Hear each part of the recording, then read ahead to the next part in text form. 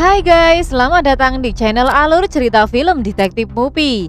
Di kesempatan kali ini, Mimin akan membahas alur cerita film yang berjudul The Pirates: The Last Royal Treasure. Film yang dirilis pada tahun 2022 ini disutradarai oleh Kim Jeong-hun, dibintangi oleh Chae Soo-bin, Oh Si-hun, Lee Kwang-soo, Kang Ha-neul, dan nama besar lainnya. Film ini menceritakan tentang kru bajak laut dan bandit Joseon yang berani menghadapi perairan badai. Kedua kelompok itu memiliki petunjuk yang membingungkan dari rival militan saat mencari emas kerajaan yang hilang di laut. Kisahnya sendiri bermula di tahun 1388 di mana sosok Yo Seong-gi tak lagi menurunkan pasukan dari Wihwado. Lantaran Jenderal Choi Yong dan pasukannya berhasil dikalahkan. Hal itu menjadi titik terang karena pendiri terakhir kerajaan Goryeo sudah tak lagi menghalangi pencarian harta karun. Menurut desas-desus, harta karun itu dibawa dari hasil jerahan harga kerajaan dan hilang di atas kapal milik Jenderal Goryeo. Namun, salah satu momen di film ini menyatukan mereka untuk bersama melawan perompang Jepang. Dengan kemenangan di tangan, mereka pun menemukan peta lokasi harta karun. Sayangnya, peta itu lantas dicuri oleh salah satu anak buah kapal, Ma Yi, Lee Kwang-soo. Lantas, berhasilkah para bandit dan bajak laut itu menemukan harta berharga di tengah laut? Akankah keduanya terus kompak dalam mengarungi berbagai rintangan? Oke guys, tak usah berlama-lama. Langsung saja kita masuk ke alur ceritanya. Bisa digoyang. Lanjut.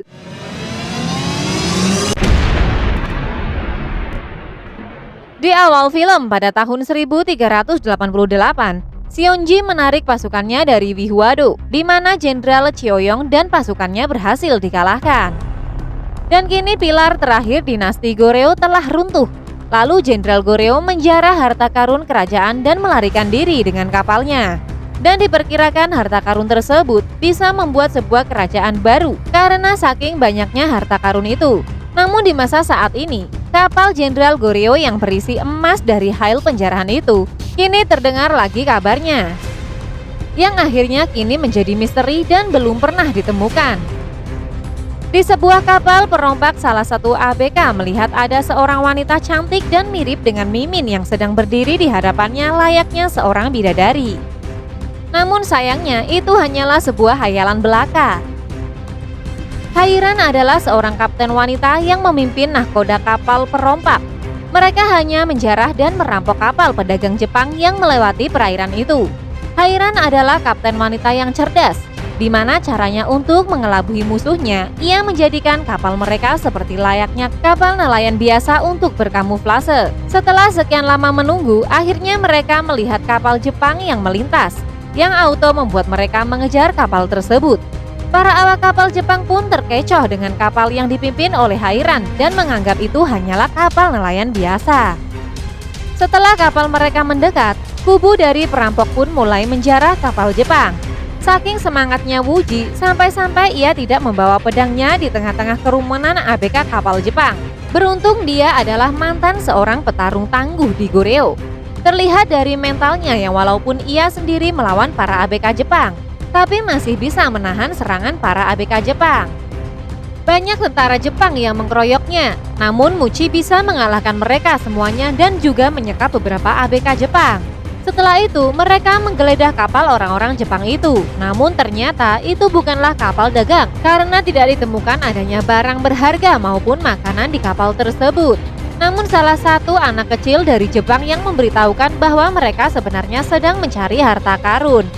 Sang kapten yang mendengar hal itu membuatnya kaget dan terus menggali informasi dari anak tersebut. Dan akhirnya mereka menemukan peta menuju harta karun yang mereka temukan di salah satu ABK dari kapal Jepang. Setelah berunding dengan para ABK-nya, akhirnya sang kapten memutuskan menuju ke arah harta karun itu yang berada di pulau terpencil. Di kapal perompak itu ada dua kubu, Hairan sebagai kapten dan beberapa ABK lainnya, sedangkan Muchi sebagai kepala para bandit Goryeo. Mereka bergabung dalam satu komando Kapten Hairan, namun tak jarang perselisihan antara Kapten Hairan dan Muchi yang sering terjadi. Muchi yang tidak mau diperintah dan ingin menjadi seorang pemimpin, karena walau bagaimanapun saat di darat Muchi adalah kepala para bandit. Di tengah-tengah perselisihan mereka, tak disangka ada segerombolan sapi liar yang membuat mereka pontang-panting menghadapinya. Naasnya, Muci pun diseruduk oleh sapi liar itu yang membuatnya terpental jatuh ke jurang. Beruntung ia masih dalam keadaan hidup dan sehat. Namun siapa sangka, tanduk sapi yang menyeruduk Muci tertinggal dan terdapat sebuah petunjuk baru untuk menuju ke tempat harta karun.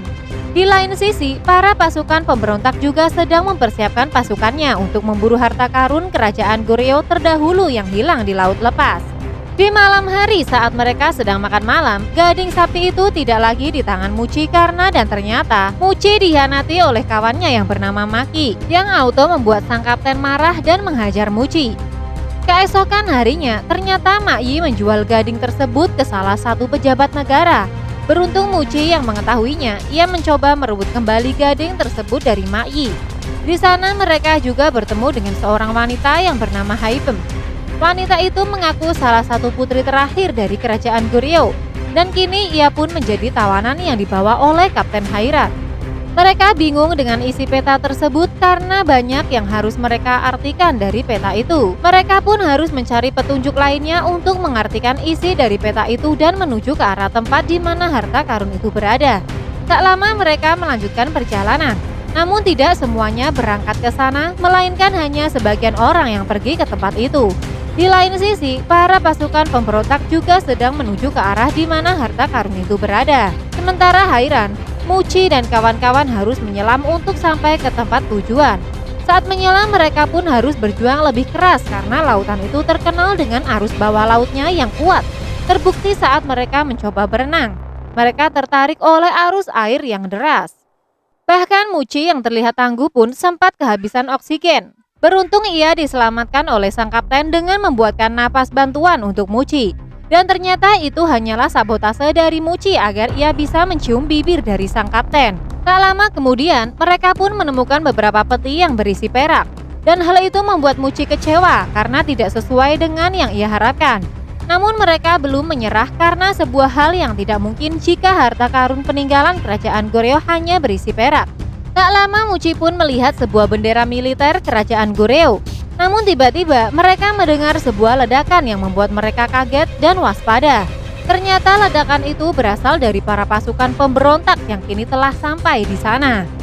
Kemudian Maki menemukan adanya sebuah tanda pada bendera itu, yang kemungkinan besar itu adalah petunjuk menuju di mana harta karun emas itu berada, yaitu di Pulau Inazuma. Lalu para pasukan pemberontak pun langsung menyerang mereka, yang membuat mereka mau tidak mau harus melawan pasukan pemberontak itu. Kapten Hairan langsung menghadang pasukan panah, sementara Muci melawan pimpinan pasukan pemberontak dan sebagian lainnya membawa perak dan kembali ke perahu. Tak lama kemudian Muci pun tersadar bahwa lawannya adalah orang yang ia kenal, yaitu Bu Hensu, sang panglima perang dari kerajaan Goryeo.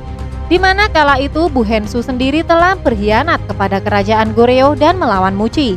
Dan kini mereka bertemu kembali untuk menyelesaikan pertikaian antara mereka. Sang panglima perang Bu Hensu kini harus melawan sang kapten Hairan dan juga Muci. Mereka sempat kewalahan melawan sang mantan panglima perang Bu Hensu. Karena dengan kelicikannya, ia meledakkan goa itu yang membuat bahkan kapten Hairan tertimpa sebuah batu dan pingsan. Salah seorang anak buah Bu Hensu yang melihat Hairan pingsan langsung mencoba membunuhnya. Beruntung Muci segera menolongnya dan segera menyuruh anak buahnya untuk membawa Kapten Hairan dan juga peti emas yang telah mereka temukan. Kini Muci berusaha melawan Bu Hensu, namun saat ia menghindari tebasan pedang dari Bu Hensu, ia malah terjatuh ke air beserta peti yang berisi perak itu. Bu Hensu yang mengira itu adalah emas langsung menyelam dan mengejar Muci. Muci pun berusaha untuk menghindar hingga ia dibantu oleh Kapten Hairan. Namun saat masih di dasar laut, kapten pingsan karena kehabisan oksigen. Muci yang melihat kesempatan itu, auto langsung memberikan nafas bantuan untuk Hairan guys. Dan tiba-tiba datanglah seekor paus raksasa yang membuat mereka berdua langsung dilahap oleh ikan raksasa itu. Namun siapa sangka, kalau ternyata ikan raksasa itu hanya mencoba membantu Muci dan Hairan yang kehabisan nafas. Terbukti saat di permukaan air, ikan itu langsung memuntahkan mereka berdua dan melemparnya ke kapal. Di malam harinya, sang kapten Hairan bermimpi tentang bendera militer kerajaan Goryeo. Dari mimpi ia menyadari kalau bendera itu adalah sebuah petunjuk. Akhirnya sang kapten menyuruh mereka untuk putar balik dan kembali ke goa untuk mengambil bendera militer itu. Haekyung pun mengetahui bahwa Maki sempat melihat peta dalam bendera itu. Sayangnya, bendera itu jatuh di dalam lubang laut dan ditemukan oleh Bu Hensu. Maki pun menjelaskan semua yang ia lihat dalam bendera itu. Maki juga menjelaskan bahwa petunjuknya mengarah ke Pulau Inazuma, yaitu Pulau Petir. Maki pun menceritakan kalau satu-satunya orang pernah menyeberangi lautan di sekitar pulau itu adalah dia sendiri. Yang auto dapat dipastikan bahwa Maki pun mengetahui jalan menuju ke sana.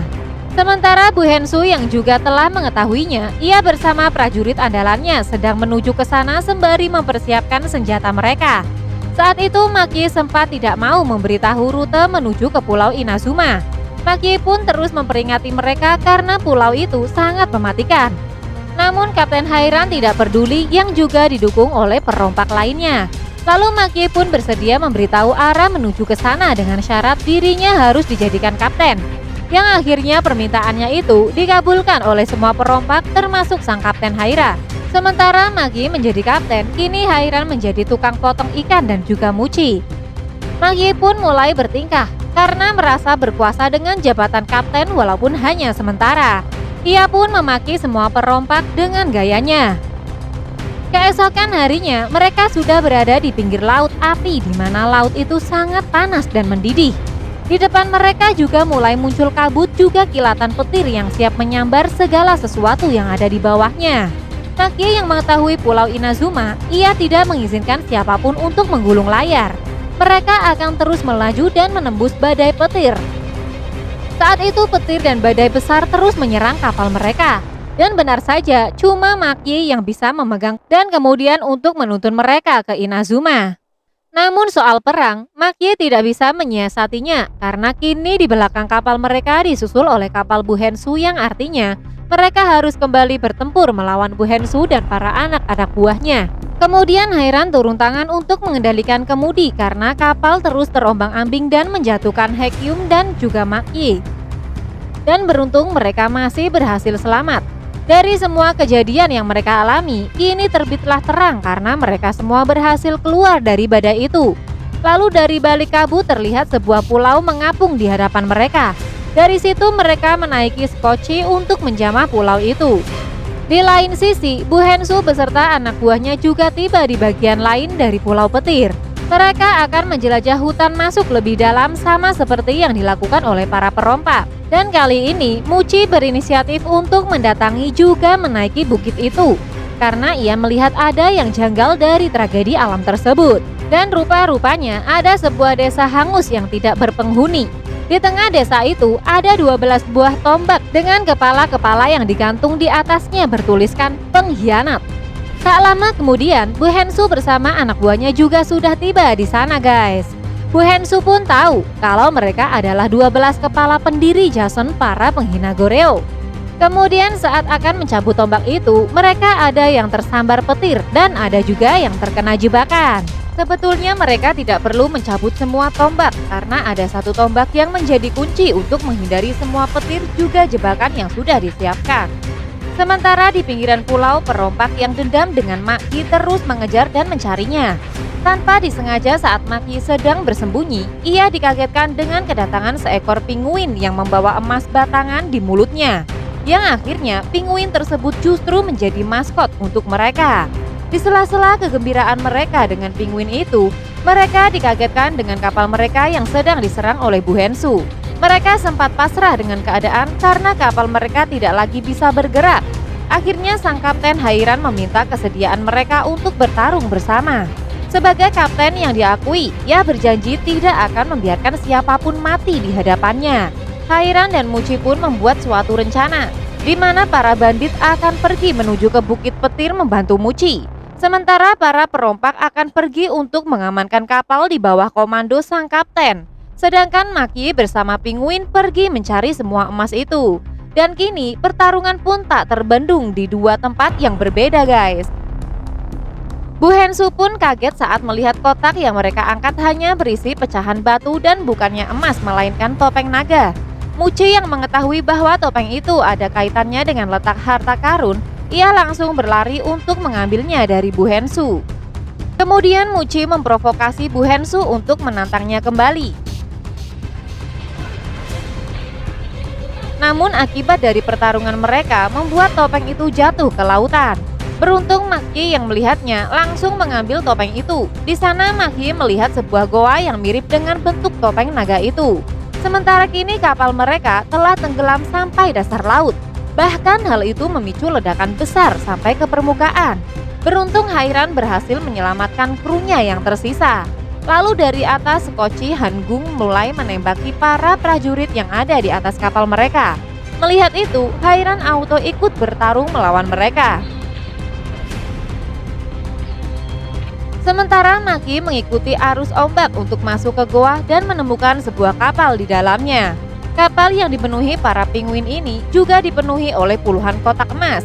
Melihat sesuatu yang aneh, akhirnya Maki dikerumuni oleh para penguin itu. Sementara pertarungan pun masih terus berlanjut di atas kapal. Tangan kanan Bu Hensu yang mengetahui kapalnya terbakar, ia tidak peduli dengan semua itu. Anak buahnya terus bertarung untuk mendapatkan kemenangannya. Hairan yang juga tidak mau ditaklukkan oleh Bu Hensu dan anak buahnya, akhirnya ia menendang kepala Bu Hensu sampai terjatuh dan menenangkan pertempuran itu. Tak lama kemudian Maki pun datang dan mengabarkan bahwa ia telah menemukan harta karun itu. Maki pun mencoba untuk menyelamatkan Kapten Hairan. Sementara Bu Hensu dan Wuci masih terus berlanjut dalam duel mereka. Karena mau tidak mau, salah satu dari mereka harus ada yang kalah. Pertarungan mereka juga dihiasi dengan sambaran petir yang begitu dahsyat. Namun semua itu tak melunturkan mental mereka. Dan tiba-tiba cuaca di sekitar mereka berubah, kabut pun hilang dan muncul sebuah kapal yang berlayar yang mendekat ke arah mereka. Melihat itu, para perompak pun langsung menaiki kapal itu sembari membawa harta karun yang telah mereka temukan. Sang Kapten Hairan yang melihat para anak buahnya akan diserang dengan meriam, lalu ia segera berlari untuk menyelamatkan mereka semua dengan mengembalikan arah meriam itu. Kini mereka semua telah selamat dari para musuh itu, namun siapa sangka masalah tidak hanya sampai di sini saja. Karena mereka melihat lubang lahar di bawah laut yang membuat pusaran air yang dahsyat. Dari bawah juga menyemburkan ledakan api yang membakar segala sesuatu yang ada di atasnya yang auto membuat gelombang tsunami.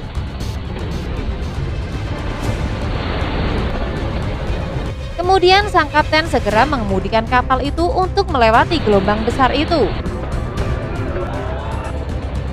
Dan akhirnya keberuntungan berpihak kepada mereka, karena kini mereka berhasil melewati gelombang dahsyat itu.